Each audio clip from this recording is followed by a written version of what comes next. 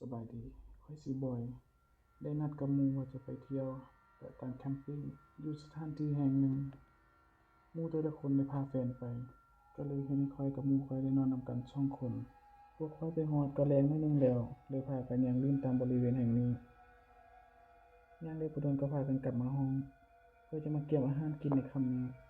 พวกข้อยกินไปบ่โดนเกือบจะ10 โมงฝนดันตกก็เลยแตกวงว่าจะไปกินห้องไผห้องมัน ข้อยก็เริ่มซึมๆแล้วก็บวกกับเพลียกับการนั่งรถก็เลยขอบหมู่ว่าจะนอนก่อนเลยให้หมู่ที่นอนนำข้อยนั้นไปกินนำหมู่อีกห้องหนึ่งข้อยก็ได้นอนหลับไปจักระยะหนึ่งแล้วเริ่มรู้สึกเจ็บเหี่ยวก็เลยลุกมาเหี่ยวอากาศข้างนอกฝนตกฟ้าลมจับโทรศัพท์มาเบิ่งก็1 โมง 2 โมงแล้วอากาศในห้องเย็นเหมือนเปิดแอร์แต่ที่พักบ่มีแอร์ไฟในห้องน้ำก็บ่มีแต่เพียงไฟในกลางห้องที่รอดให้แจ้งสว่างได้หน่อยหนึ่ง พอเข้าห้องน้ำแล้วข้อยก็เลี้ยวมาเบิ่งบ่อนน้ำหมู่แต่ก็ยังบ่เห็นมาเทื่อน่าจะช้างซ่อนอยู่ข้างนอกอยู่แต่ได้แต่คิดในใจว่าจะกินฮอดแจ้งได้บ่อีกอย่างตอนเช้าเราจะได้ไปย่างปลาอีก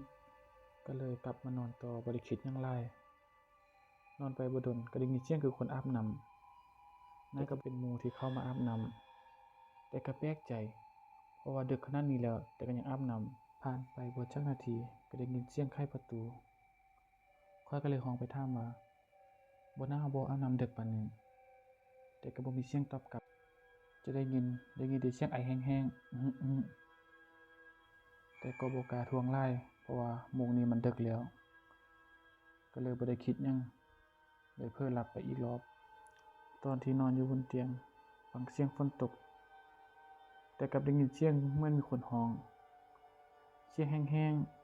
ๆแต่ก็จับใจความบ่ได้คิดว่าเสียงลมแต่ก็น่าจะบ่แม่น เพราะมันเหมือนเสียงคนร้องตอนนั้นข้อยรู้สึกย้านแรงคิดไปต่างๆนานาข้อยคิดว่าน่าจะเป็นผีสร้างหนังใหม่หรือว่าเจ้าถิ่นเจ้าทางที่อยู่แถวนี้ก็เลยเอามืออุดหูบ่อยากจะได้ยินหยังแต่กลับมีสิ่งของบางอย่างตกใส่หลังคาเฮ็ดให้ข้อยแฮ่งย้านบ่กล้ามืนตาขึ้นมาเบิ่งข้อยก็เลยปิ่นหน้าไปทางหมู่เพื่อไปกอดมันแต่ก็แฮ่งแปลกใจกันไปอีกว่าเป็นหยังตัวหมู่คือว่าเย็นและผิดปกติแต่ก็น่าจะแม่นอาบน้ำมาใหม่ๆก็บ่ได้คิดหยังเพราะว่าย้านแด่แล้วก็อีกอย่างบ่กล้าถามอีกจนฮอดเช้าข้อยก็เลยตื่นจากมุงปลุกพอตื่นมาแต่ก็บ่เห็นไผลุกล้างหน้าล้างตาเปลี่ยนเครื่องเพื่อจะไปสูดอากาศข้างนอกพอข้อยกำลังเข้าห้องน้ำอยู่แต่ก็ได้ยินเสียงคนเข้ามาในห้องข้อยออกมาเบิ่งก็แม่นหมู่ของข้อยก็เลยบอกว่านั่นแหละนอนดึกอีกอย่างน่ะกินเบียร์หลายแด่เฮ็ดให้มื้อนี้อ่อนเพลียเบิ่งทรงคืออีหยังคือบ่ไหวแล้วเนาะแต่เบิ่งดีๆหมู่ข้อยยังนุ่งเครื่องเก่าข้อยก็เลยถามไปว่าอ้าวเมื่อคืนนี้อาบน้ำบ่ได้เปลี่ยนเครื่องวะแต่หมู่ข้อยก็ตอบว่าบ่ได้เข้ามาอาบน้ำจักบาดนะกินเบียร์อยู่อีกห้องหนึ่งจนสอดแจ้งเฮ็ดให้คนหัวของข้อยแตกวาบอีกรอบถ้าว่าบ่แม่นหมู่มาอาบน้ำเมื่อคืนนี้แล้วจะแม่นไผที่นอนข้างข้อยเมื่อคืนนี้เฮ็ดให้ข้อยคิดหนักเข้าไปอีกเริ่มย้านข้อยได้นั่งลงต่อหน้าหมู่ถามแท้ๆว่าแท้บ่นี่ถ้าว่าตัวข้อยสิเครียดถ้าบ่แม่นหมู่แล้วแม่นไผนอนกอดข้อยเมื่อคืนนี้เฮ็ดให้ข้อยน่าเสียรีบเก็บเครื่องเก็บของเพื่อออกจากสถานที่แห่งนี้ข้อยเริ่มบ่มีกระจิตกระใจเริ่มอยากจะเฮ็ดหยังหมู่ของข้อยได้บอกไปว่าขอโทษเพราะว่าเมื่อคืนนี้เมาหลาย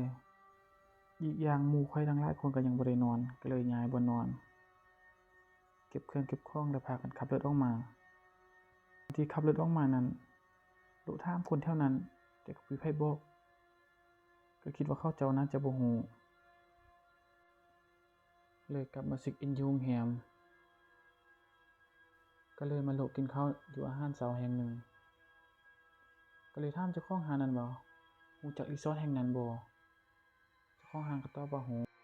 มันมีเหตุการณ์หยังบ่อยู่ในรีสอร์ทแห่งนั้น